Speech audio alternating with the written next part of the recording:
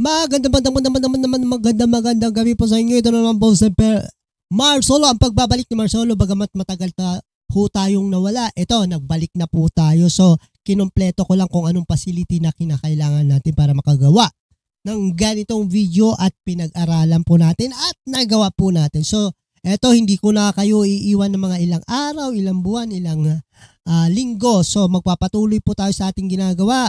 Hindi naman masama, pero ito, tatalakayin po natin, nabibigyan natin ng komento o mga kuro-kuro o yung mga tamang kwan lang, yun na yun. Pero ito, papatuloy po tayo at magbibigay po tayo ng mga balita. Kung ikaw hindi ka pa nakapag-subscribe sa akin para updated ka, i-subscribe mo, i-hit mo notification bell para updated tayo sa ating mga ginagawang video na katulad nito. So ito, kung hindi mo pa nakita channel ko, sige, okay lang yan kahit hindi ka mag-subscribe, pero mas maganda mag-subscribe ka at dagdagan mo yung subscriber ko. So maraming salamat sa mga nag-subscribe sa akin. Hindi po sila nawala kahit matagal akong nawala. Okay? Kanina lang tinapos ko yung debate diyan sa Senate plenary, no. Napaisip ako dahil yung tinatawag nila ni Karen Davila na neophyte, freshman or baguhan pero batikan. Yan po si Senador Rodante Marcoleta. Bagamat freshman siya or baguhan, neophyte, siya po ay inatasan na magkaroon ng isang posisyon na maselan, tapos at napaka-importante dyan sa Senate. Ito yung hinahawakan niya na Blue Ribbon Committee. Yan po yung committee na pwede kang mag-imbestiga sa mga anomalya ng ginagawa ng gobyerno natin, mapa-local man yan o national. Siya lang po ang may karapatang mag-imbestiga ng mga ganyang bagay-bagay. So ito, nangyari na nga po ito na ginawa nilang pag-debate dahil nga po sa executory na ibinigay ng Korte Suprema sa Senado na ayon sa Korte Suprema is kayo na ang mag-execute, or ibig sabihin yung impeachment na yan nasa sa inyo yan kung itutuloy ang impeachment o hindi.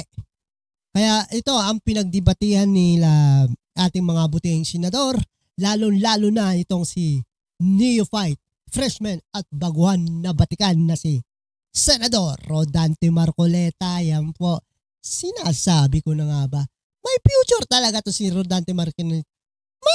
Mantakin mo, naging highlight siya kanina.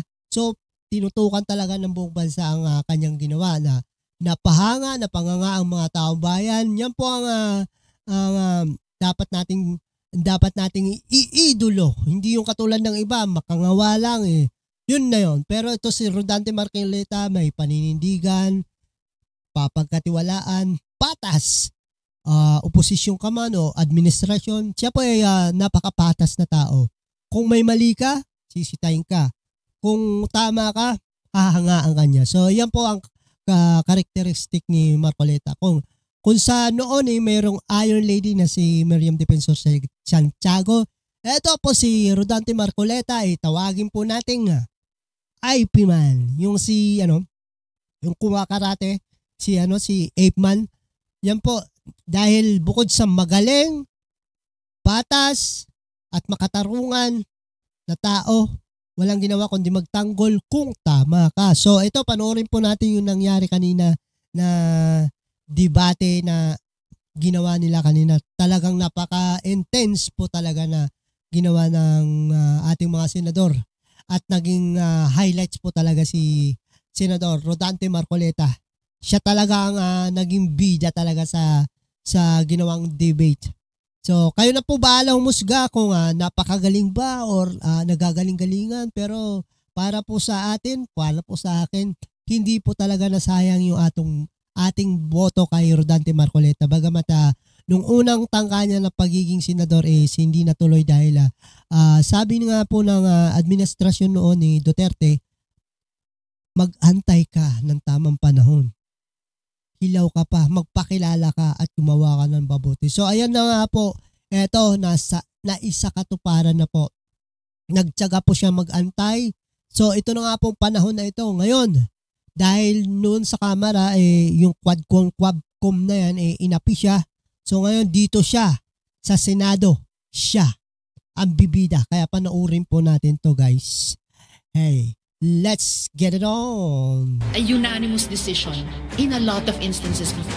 Yes, Mr. President, unbanked decisions po. Well, you have to cite the Gladly jurisprudence. cite the GR number po bang hinihingi, Mr. President? Pagka sinabi po bang lahat po ng members ng Supreme Court, 15 of them, unanimous. To Kasi reiterate po what baka division lang yan, dahil 5 lang yun. Hindi po No, bank Mr. yun. President.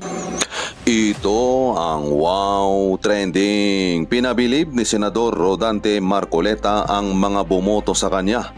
Sa ipinakita kahapon ni Senador Marcoleta sa Senado, walang hawak na papel, walang assistant na palapit-lapit at mag-aabot ng index card o papel.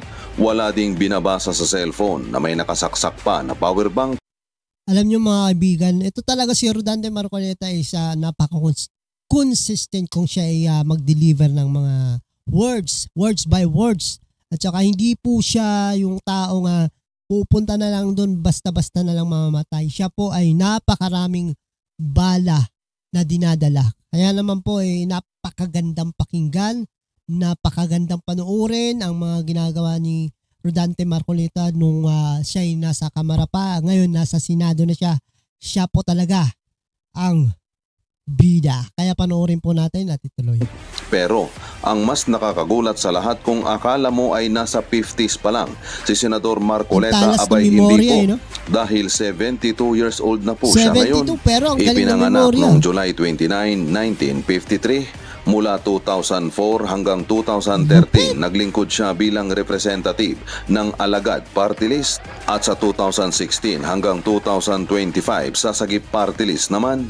At si Senador Rodante Marcoleta ang pinakaunang senador na affiliated sa Iglesia ni Cristo. Kahapon nga sa Senate hearing ng impeachment complaint laban kay Vice President Inday Sara Duterte, sinubukan ni Senador Risa Hontiveros na makipagbakbakan kay Senador Marcoleta. Akala siguro ni Madam kaya niya dahil bago pa lang ito sa Senado. Bit-bit ang lobat na cellphone at may nakasaksak na power bank at sa tulong ng mga sekretaris ni Madam. Pero parang inilibing ng buhay sa kahihiyan si Senador Risa Hontiveros. Milagrong hinahanap ni Senador Risa sinupalpal ni Senador Rodante Marcoleta. Kinwestiyon ni Senador Marcoleta ang Supreme Court case na binabanggit ni Senador Risa bilang patunay na nababago ang unanimous ruling in bank ba o division. Dito nga ay napahanga ang mga netizen kay Senador Rodante Marcoleta at ito nga ang kanilang komento at ang tibay nasa gitna talaga siya tumayo para concentrate at walang magbubulong-bulong. Akala ko aatakihin na si Senador Soto sa kakaubo. Nagpanik si Risa nung tinanong ni Senador Rodante Marcoleta, talaga ba? Akala ko nasa... Alam niyo mga kaibigan, napansin ko kay Senador Soto, hingal na hingal dahil napaka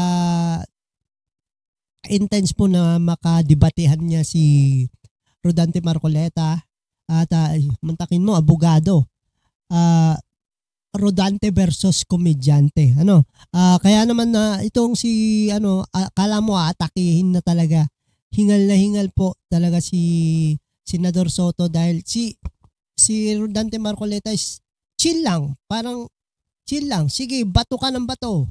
Ako, babato ako. Isang beses lang sa pulka. Late 50s pa lang si Senador Marcoleta.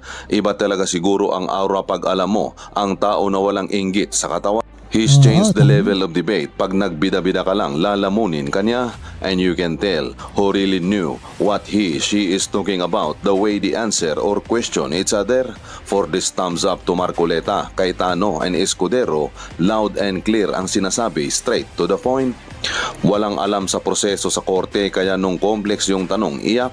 Simplihan nyo lang daw po Senador Marcoleta. Nahahalata na yung mga inutil sa batas sa Senado. Senador Risa Hontiveros, mahirap makipagsabayan sa magaling na lawyer. Mapapahiya ka kung hindi kumpletos recados ang nakuha mong record.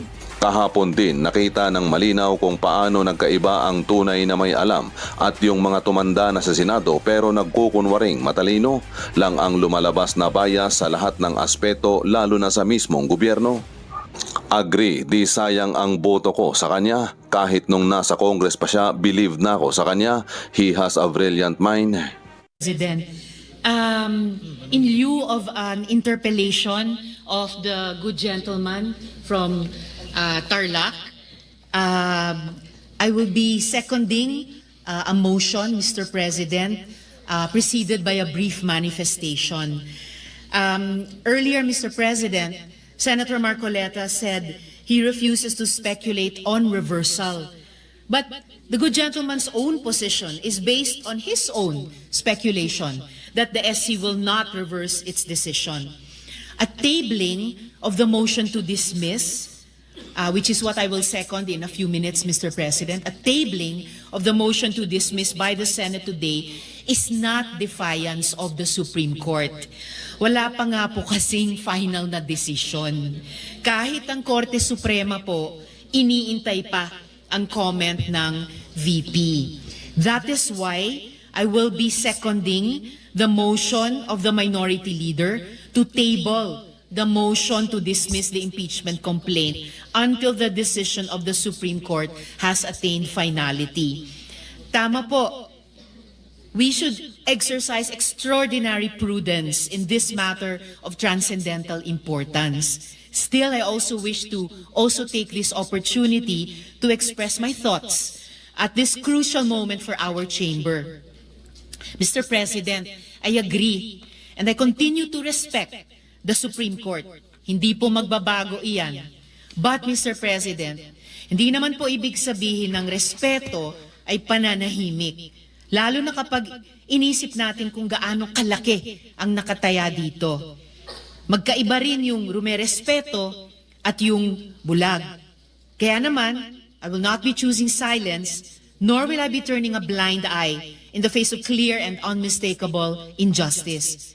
I am encouraged by the words of brave professors of the UP College of Law who in 2010 issued a sharp critique of a Supreme Court decision, Vinuya versus Executive Secretary, which said, the court cannot regain its credibility and maintain its moral authority without ensuring that its own conduct, whether collectively or through its members, is beyond reproach. So, in the context of the SC decision, Duterte versus House of Representatives, I believe we need to shed light on some concerns which former justices and constitutional framers themselves, some of whom are here this afternoon, Mr. President, have underscored.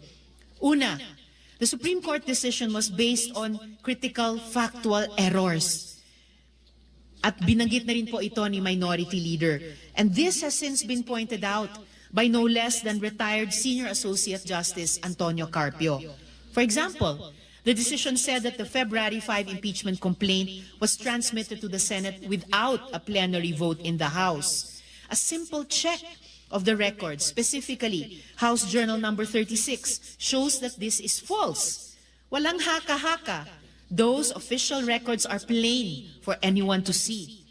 Sabi tuloy ni retired Chief Justice Renato Espuno, na siyang chairman ng Philippine Constitution Association, the Supreme Court was faced with a famine of facts necessary to make a decision invulnerable to constitutional assaults.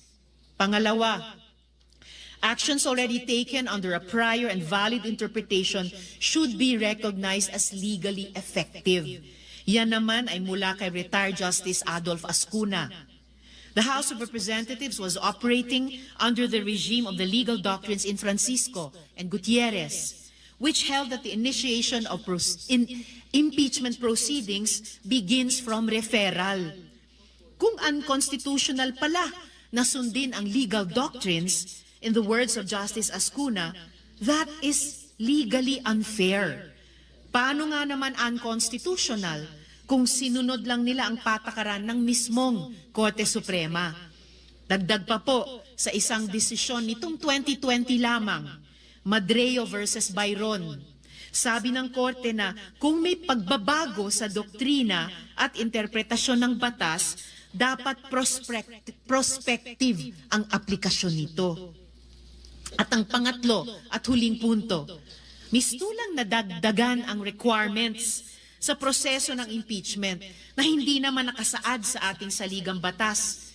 These new limitations, Mr. President, are not found in our fundamental law. Wala yan sa konstitusyon at kontra yan sa accountability. One disturbing example, sabi ng desisyon, kailangan daw na isumite na ang bawat ebidensya laban sa opisyales sa pag-file pa lang ng complaint sa House. Dapat ba naka-attach na ang bawat bank slip, public record o testimonya ng witness na ihaharap kahit wala pa silang proteksyon ng Senate Impeachment Court? Ang tanong tuloy ng marami, realistic ba yan? Paano kung ang impeachment ay laban sa mataas na opisyal na kayang-kayang magtago ng ebidensya o manakot ng mga potential witness? Bakit humaba yata ang checklist ng proteksyon para lang sa impeachable officials? Samantalang ang taong bayan na nagtatanong, na naniningil ng pananagutan, sila pa ang pinahirapan. Sila pa ang nadagdagan ang requirements. Ayon sa Korte Suprema, an official facing impeachment does not stand to lose fundamental constitutional rights such as life, liberty, or property. Hindi buhay, kalayaan, o pag-aari ang inihahabla sa impeachment.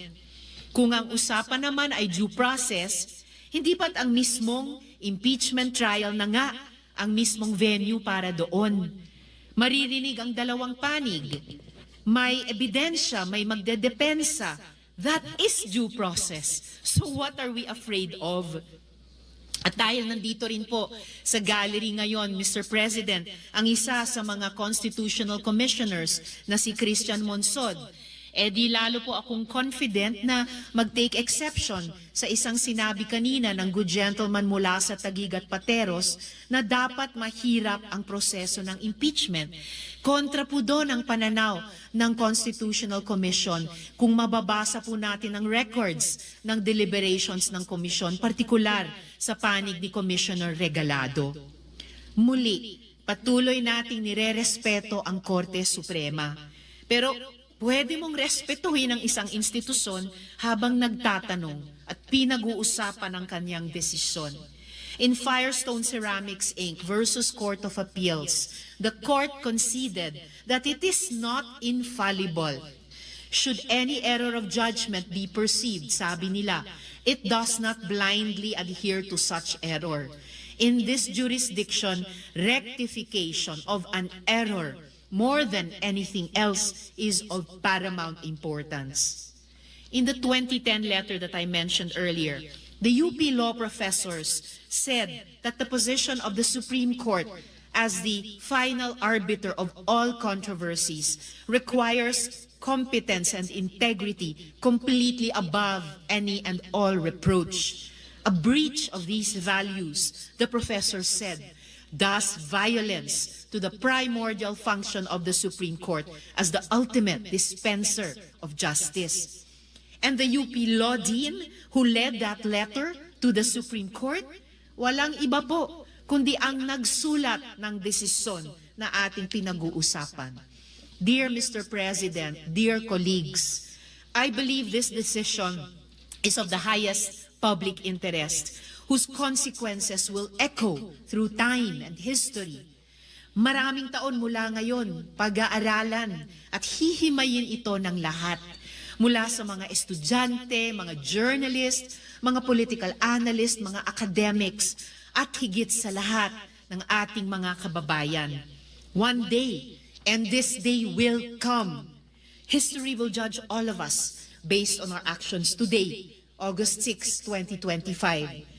When history comes to remember, let's hope we stood where it mattered, that even in the face of doubt, we did what was right and just.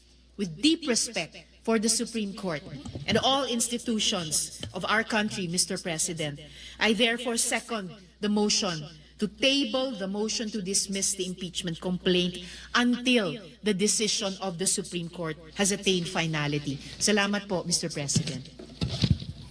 Can you please just hear me out? No, all work management platforms are the same. Monday.com is the one you'll actually love to. Mr. President, quick Noted reaction. and entered into the records. Senator Marcoleta. Mr. President, unang-una, yung sinabi ko pong speculative, sapagkat it was not based on my own speculation. It was based on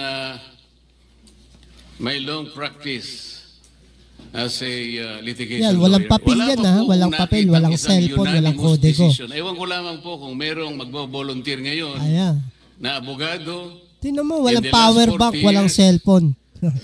na sinasabi ang isang Idol. unanimous decision na ang karakter niya ay sinabi na ab initio, void ab initio, unconstitutional, violative of due process. Maybe if we can speculate that all the members of the Supreme Court after the filing of the motion for reconsideration will resort to their worst, will resort to the worst angels of their nature. Maybe, baka ganun lang. What do we expect? We expect that 8 of them will reverse themselves altogether? Kung sakasakali naman po na in-archive natin or whatever word is applicable at sinabi, under miraculous circumstances, sinabi ng Supreme Court, we are all reversing ourselves. E di, continue natin. Anong problema? Pero kagaya po na sinasabi ko kanina, Mr. President, ang pagkakaluto nga po hilaw eh. Ipinipilit po ngayong ipakain sa Senado ang isang bagay na hilaw. Eh paano?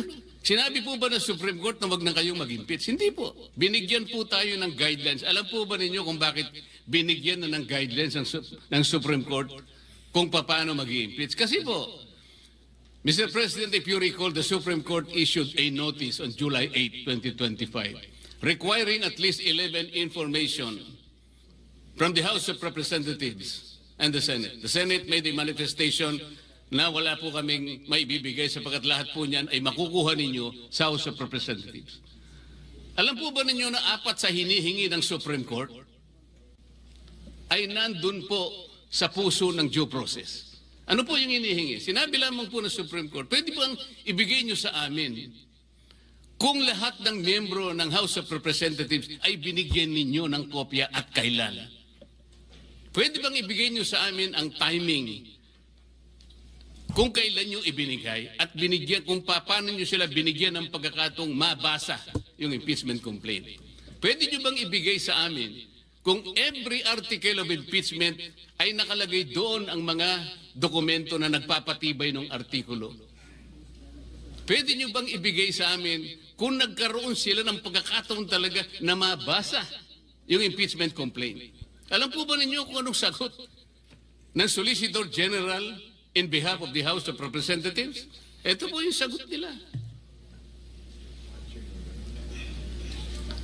It is the position of the House that these matters pertain to its internal proceedings, which have always been regarded as beyond the jurisdiction and scrutiny of this honorable court. Sa Tagalog po, wala po kayong pakialam dito sa amin. Yung inihingi po ninyo, kami lang po yun. Para tinatanong lang naman po eh. Binigyan nyo ba ng pagkakataon sila na mabasa? Bakit? Mahirap po ba sagutin yun? Ano pa po sinabi? This is especially because the matters referred to the preparation, circulation, and perusal of the impeachment complaint as well as its attachment are not governed by specific constitutional provision or the House rules. So dahil po wala sa Constitution at wala rin po sa House rules, ano po yun? Wardi-wardi na lang. So ibig sabihin talaga, kaya po pala ang dami kong kasama doon, wala talaga silang kopya. Ako nga po hindi nabigyan eh. Bakit hindi po kinakailangan bigyan lahat? Baka sakaling, malay po ninyo, baka pumirma ako, hindi ba? Ito yung tinatanong po ng Korte Suprema. Kaya lang po siya nakapagbigay ng additional guideline sapagkat isip-isipin nyo, sasabihin sa Korte, wala nang pong masamang tinapay ang Korte. Pwede po malaman namin kung talaga nagkaroon ng pagkakataong mabasa man niya lang, ma-appreciate ang bawat dokumento na nakasalig dyan sa impeachment na yan. Para sa ganun, ay boboto siya sang-ayon sa kanyang sariling kagustuhan. Matibay ang gusto ng Korte Suprema. Gusto niyang makita na lahat ay dumaan sa kayusan. Hilaw nga po Mr. President. Kanina ko pa po pinaiintindi, hilaw. Ba't hindi po kayo magluto ng mas masarap na kanin? Para sa ganun po, hindi tayo mahirapan. Maghintay na lang po kayo ng 6 months. Pwede naman Ba't pinipilit po natin ang isang bagay na hilaw at pinipilit niyong ipakain sa atin? Mr. President, sabi ko po kanina, Mr. President, I am ready to amend my motion. Kung kinakailangan po, that will be consistent on the respect accorded to the Supreme Court. Kaya lamang po, kailangan nating umaksyon. Sapagkat kagaya po ng nalalaman natin, naghihintay ang taong bayan na kailangan magkaroon po ng closure ito sapagkat kapag ito will be hanging on the balance, baka hindi po mabutihin ang ating mamamayan. Yun lang naman po ang pinakapunto rito, Mr. President. Thank you, Senator Marcoleta. What is the pleasure of the minority floor leader? Thank you, Mr. President. Ayan, nasermonan ka. Ito pa. Caution is the Kinakabahan word yan. simply being put forth by this representation, Mr. President. Because again, Ito, sabi matagal nga, na to sa Senado. wala no? pa raw siyang nakita. The distinguished gentleman from Tarlac, with due Nagpapanggap. respect, said wala pa siya Nagpapanggap nakita na na magaling. unanimous decision ng Supreme Court na baliktad. No? Again, I said, there's always a first time. Bakit ko sinasabi ito? I will quote the Supreme Court themselves. In the Pedro versus Romasan Development Corporation, GR 194751, July 1, 2015, I quote, Supreme Court nagsabi nito while the Supreme Court's decisions are immediately executory, they are not considered final until the lapse of the prescribed period without a motion for reconsideration or upon denial of such motion. Sila nga mismo nagsasabi na hindi final Ano ba naman ang masama na maghintay tayo na kung final na? For all you know, I might vote on the motion to dismiss. Hindi ba? If there is such a motion, because according to Senator Lacson, it does not exist in the Senate. It exists in the impeachment court. And what I'm being told is that it should be the defense, the lawyers of the defense who should pose that motion to dismiss, not a judge. I agree with Senator Lacson. There is no such thing as a motion to dismiss in the Senate. In the impeachment court, yes. Thank you, Mr. President. Hindi po ba inamid na natin, Mr. By the way, President? just one last point. Why did the Supreme Court ask Sara to comment? Kung final and executory na yan, bakit si Vice President Sara was asked to comment by the Supreme Court just a few days ago? Di ba? So, ibig sabihin, talagang pakikinggan pa nila. At baka sakali makita nila, dahil yung mga abogadong nakapaligid sa kanila, nagbigay sa kanila ng mga maling figures at maling impormasyon. Mr. By way of point, President, kaya nga po nag-i-speculate tayo rito Hindi natin alam kung anong iniisip ng Supreme Court. Pero sa ngayon, sinabi po niya, immediately executory at tayo lamang po talaga ang pinagsasabihan niya. At tungkol naman po sa motion to dismiss na minodify ko na kung ayaw po ninyo, wala po akong magagawa. Pero may I invoke Section 135 of the Senate Rules. Ang sabi po rito, if there is no rule applicable to a specific case, the precedence of the Legislative Department of the Philippines shall be resorted to. So ang dami po nito Dito po magkakaroon ng motion to dismiss dito. Lahat po ng precedents, kahit na wala po tayong specific rules, ay observe po natin ang Section 135 ng ating rules. Pero dahil inamend ko na nga po, kung pwede na po yung motion to archive, which is consistent to the immediate execution of the decision of the Supreme Court addressed to this august chamber. Bakit naman po pinipilit pa nating i-delay based on speculation, based on the fortunes of whatever the Supreme Court will decide later on, which is based on impossibility. Noted and entered into the records. Mr. President. What is the pleasure of the Honorable Cayetano? Just 1 minute, Mr. President. Just for the information of the body, there's actually a Supreme Court case about the power to dismiss a case. Ito po yung Velasquez Jr. versus Lisondra Land 2020 case. Ang sabi niya, in order for the court or no jurisdiction over the substantive fact, it is a fact na nag-robe tayo, nandito tayo. Some decision and archive the case. Kasi yung Supreme Court decision, when you act upon, ano ba sabi niya? Immediately executory, ano ba sabi niya? Void ab initio. Ngayon, kung halimbawa, na-reconsider at biglang sinabing tuloy, wala rin naman na epekto yon sa motion na we act upon the Supreme Court. Then, at the proper time, someone can say here, we will act upon the latest decision of the Supreme Court. Diba? So, I'm just saying this in the spirit, Mr. President, na pag nakaboto tayo, at least klaro kung anong pinagbobotohan, because some of us might not vote for the motion to dismiss just because we believe there is no such thing as a motion to dismiss. But I don't think that's our point. Our point is lagyan ng katahimikan to for a few months. February 6, game na ulit. Noted and entered into the records. Majority Floor Leader. Thank you, Mr. President. Next to interpolate, Mr. President, is the distinguished gentleman from Pampanga, but the gentleman from Pampanga is yielding the floor to our Deputy Minority Leader. Yes, what is the pleasure of the Honorable Antiveros? Thank you, Mr. President. 9. Isa pa pong halimbawa, International Service for the Acquisition of Agri-Biotech Applications, Inc. o ISAA et al. Versus Greenpeace Southeast Asia. Original decision, unanimous, December 8, 2015. Reversed unanimously on MR din, July 26, 2016. So, hindi lang po tulad nung sinabi ni Minority Leader na there's always a first time, it has happened before. So, yung ganitong klaseng milagro na hinahanap, posibleng mangyari din po dito sa kasong pinag-uusapan natin. Malay po natin. Salamat po, Mr. President. Salamat sa Gentleman from Senator. Senator Marcoleta. May I know from the good senator if these decisions are bank decisions or divisions? Yes, Mr. President, and bank decisions po. Well, you have to cite Pero di niya alam yun. The jurisprudence. Gladly cite the GR number po bang hinihingi, Mr. President? Pagka sinabi pong bank, lahat po ng members ng Supreme Court, 15 of them, Ayan. unanimous. To reiterate Kasi po, baka division lang yan, dahil 5 lang yun. Hindi po No, bank Mr. yun. President, to reiterate what I already said, mga ano po ito, mga reversal ng unanimous Supreme Court decisions. Yes, but I am asking for qualification, Mr. President, whether these are bank decisions or decisions by a division.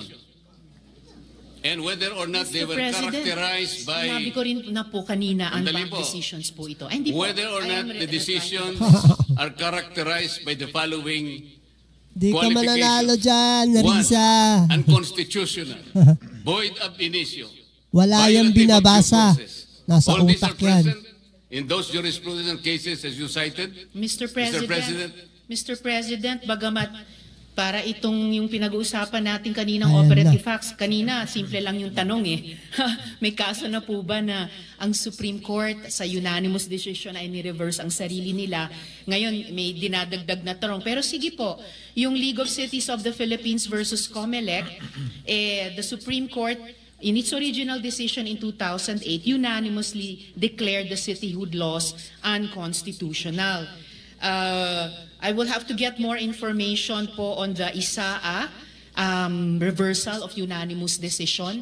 Pero malinaw na mga sagot na po ito dun sa original na tanong. So the original assertion na hindi po natin alam kung na-reverse na ng Supreme Court ang sarili nila sa original na unanimous decision has fallen by the wayside. Kasi the Supreme Court, as I said already earlier, has reversed a unanimous decision on bank in a lot of instances before. Yun lamang naman po, Mr. President. Noted and entered into the records. Majority Floor Leader.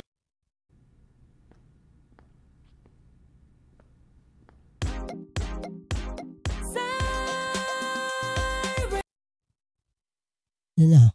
So, ayan. Ayun na nga po, no? Nagkaroon ng debate dun sa Senate, no?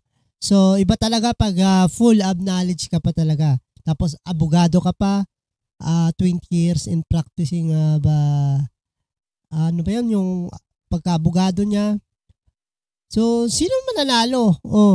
Sa mga nagre-research lang, nagbabasa.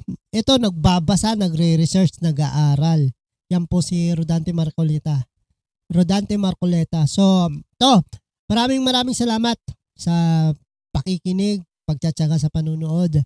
Hanggang sa muli po, subaybayan lang po natin yung ating yung subscribe na lang po sa channel natin para updated po tayo sa ating mga bidyong tinututukan na bidyong issue na tumatalakay sa issue ng bayan, nangyayari sa kapaligiran natin. Dito lang po kay Mar Solo. Magandang gabi po. Babush!